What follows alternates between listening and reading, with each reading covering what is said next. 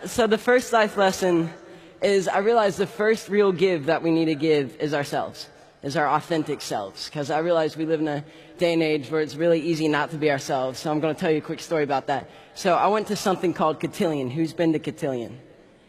Right? So some of y'all have been to Cotillion. And for those of you who don't know, Cotillion is basically charm school for pubescents. Right? That's what it is. I'm not even going to sugarcoat it, man.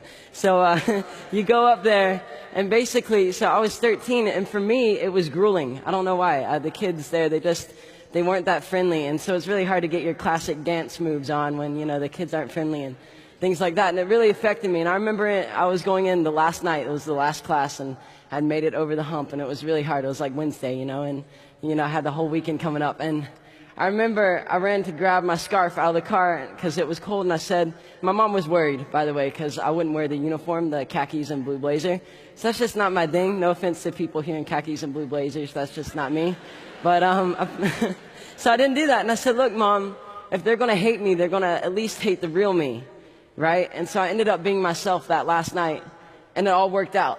It turns out that when you're yourself, it works out, because the parts that they liked about me were the parts that I was hiding that was really who I was. And so my question to all of you is, what are we hiding of ourselves that's really the parts other people need to see? What are we hiding of ourselves that, people need to impact them? And so I was just kind, and it made a difference. And it's the little things, these little everyday life things that we go through. For me, it was Cotillion. For y'all, it's your work life, or when you're pumping gas in your car. I feel like kindness just always matters. And I feel like any encounter we have with other people when we're not kind is an encounter that we felt. And I know that's like an intense statement, but I really believe it, because kindness is it. Kindness is key.